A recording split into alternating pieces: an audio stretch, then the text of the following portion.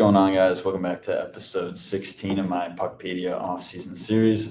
Today's episode will be on the Nashville Predators.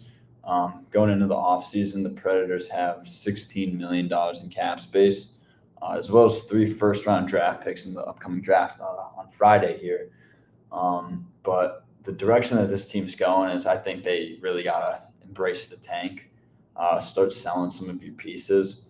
I know it's been reported that the Penguins are the only team that's really going to sell, but I think Nashville should too. But I also understand that they just committed to a bunch of UFAs last year, and they're not really ready to give up on that after 1 year. So I do think their goal is probably to do a quick little retool here, but I'm going to do what I would do if I were GM in this video, and I'm going to kind of start tearing it down a little bit and prepping the team for a rebuild. So looking at some pieces to sell off here, I think Ryan O'Reilly and Jonathan Marchessault are probably the two most likely candidates to get traded. So I'm going to go ahead and I'm going to start by trading them off. So I'm pretty sure O'Reilly will get traded to the Hurricanes. They really need a 2C. They have the cap space to kind of get really any 2C that they want. But O'Reilly's still a cheaper option, and he also provides them with some veteran leadership as well.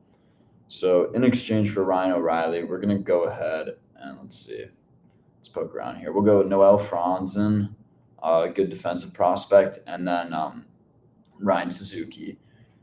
He's getting a little bit older now, so I don't really know what direction his career is going. Really, he's 24.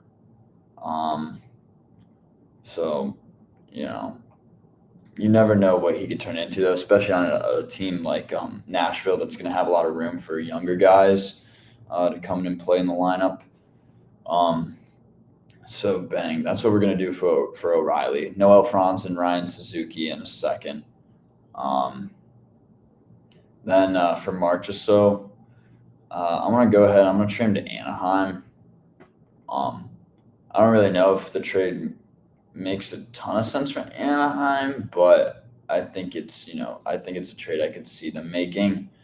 But also, I'm not trying to make these videos to try and predict where players are going to go. It's more about the package that I'm interested in, kind of putting out there. So I think a package for Marchessault would look something like this: Isaac Lundestrom in a second. Lundestrom's like a 25-year-old winger, solid player. Could be a good third liner in the future. Kind of like an E2 Luuksterainen if you were on a cup contending team.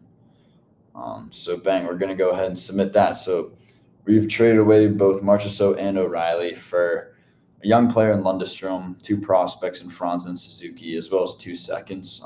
I think that's a pretty decent return for both of them. I don't really think you get anything more than this for either one of them. Maybe O'Reilly can get you a first, but you'd probably have to attach something to that as well. And Marchessault, after the year he had last year, I don't think he's getting you a first. So I think those packages are pretty fair for both of them.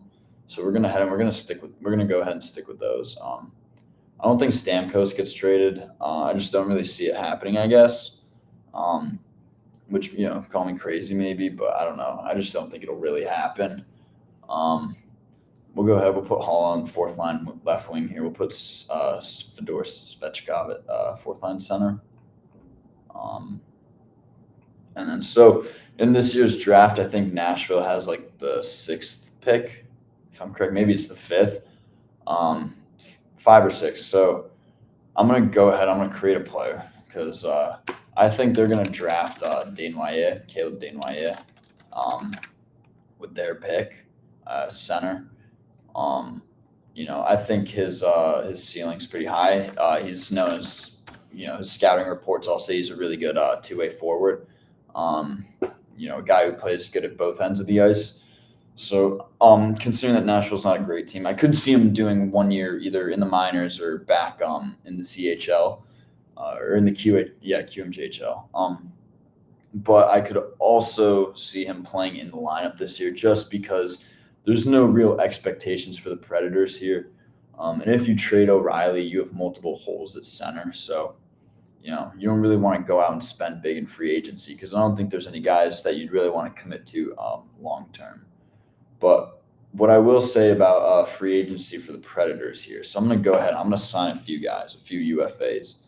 The goal for Nashville this free agency should be to sign guys that they can, you know, that'll play for a good portion of the year, and then flip them at the deadline. You want guys who you can get trade value out of, guys who are good players, who other teams will definitely be interested in. And if you're Nashville, you have the cap space to retain. So we're going to go ahead. We're going to get Mikael Granlund as one. I think there is some appeal to Nashville for him. There could be. You pay him a little bit more money, number one. And then number two, he's played there before. And he'd get a lot of ice time and opportunity there. He'd probably be the first line center. So the next guy I'm going to go ahead I'm going to sign is P.S. Suter. He'll probably be like the 2C in Nashville. Really, he's more of a 3C type of player, I think. But if you're Nashville, you sign him to that. And then that patches your center holes. And then by the end of the year, when you got to trade these guys at the deadline, or you hold on to them for another year because you sign them both to multi-year deals. They're not 1 year. So you could theoretically hold on to them for another year if you want. I think you're more likely to hold on to Suter than Granlund just because Granlund is older and is definitely trying to chase a cup at this point in his career. So, yeah. And then once those guys are gone, or once one of them's gone, I think Sissons will fill in. Stamkos can play center. Svechkov can move up the lineup. Desnoyers can too if he stays in the NHL. And then, yeah, I mean, the only holes really left here now on the right defense. And I'm going to try and stick with that same logic for the first guy I'm going to sign here. I'm going to go for Brent Burns. Now it may sound crazy to be trading for Burns or signing Burns if you're the Predators, but again, I think it's a perfect guy you can flip at the deadline. You can also give him full control over what team he gets traded to. Because obviously he wants to win a cup for sure. He's 40 now, so he doesn't have a lot of time left. This is probably his last season, realistically. But yeah, so you sign him, and then he could play in Nashville. Just be a placeholder in the lineup throughout the year. You don't expect anything from him. Obviously, you want him to be good, so you get a good return for him in a trade. But it's not like you're looking for him to fill a certain role on your team. You just want him to be good so that you can trade him. And I think you can make that clear to him when you sign him in free agency. Because I think about a return, you could get a combined return for Granlund and Burns. Like you could get a lot there at the deadline, especially if next year's deadline is anything like this year's deadline, where it's very favorable to be a selling team, and kind of asking prices are through the roof. So we're gonna go ahead. We're gonna sign Nick Perbix here. This is less of a trade. It could totally could end up being one. But I think he's like a placeholder for a few years while Nashville's younger guys kind of come up. You have Blankenberg, you have Willsby. In the minors, you have like Tanner Molendijk, Andres Englund. I kind of just buried him there. I buried him in Osterley there before I started the video. But I don't think they're really good enough to crack your NHL lineup. Obviously, unless you're tanking, which the Predators should be. So Spencer Stastny as well. I think these are, they have a ton of guys who will be able to come up and, kind of fill these holes. So signing these guys to trade them isn't the worst thing in the world because you will be able to, replace them once they're gone. Maybe, obviously not the same replacement level as the player, as Burns. But then, good enough, right? So last hole here is at right wing 3. I'm going to go ahead and sign RFA, Luke Evangelista, for that spot. I also forgot to sign Lundstrom. I think $3 million for 2 years is fair for him. He's more like a 1.5, I think. I'd say like 1.5 million for 2 years is fair. I'll also sign Jake Livingstone, do $1 million for 2 years. He's probably not going to play in the lineup, but just for the sake of signing him, because he'll obviously be playing the Predators' real lineup, just because these moves probably aren't going to happen, right? But we'll have Evangelista go up to the second line, and then honestly, we might push Eric Hall out of the lineup here, put in Lundestrom.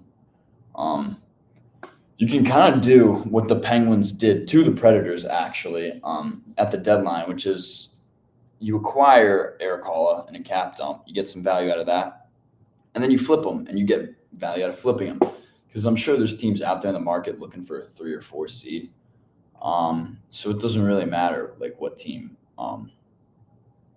Honestly, whoever wants them can take them. So I'll just make that clear here. Any team, oh, not all caps, my bad.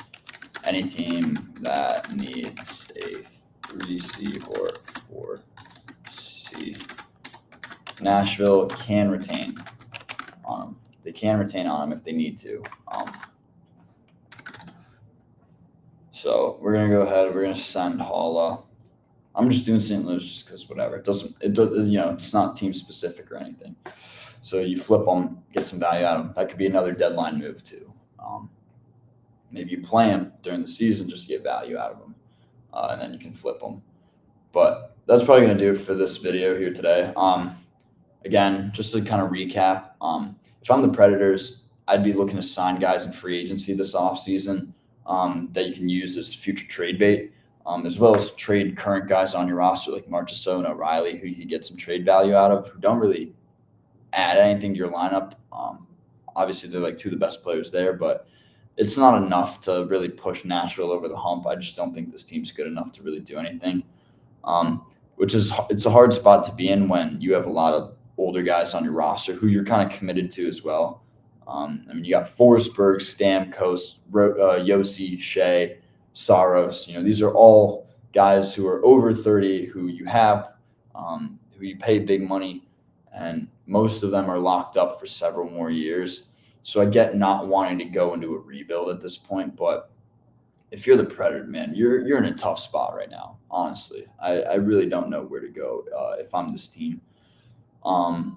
So yeah, I think they get pieces that they can trade, and they trade the pieces that they have. Start moving towards a rebuild. McKenna's coming up 2026. It's a very deep draft, and even if you get just a top 5 pick, you're gonna get a franchise potentially altering player. So I wouldn't be mad about tanking it from the Predators. Capitalize on the value that you can now. And yeah, so I appreciate you guys tuning in.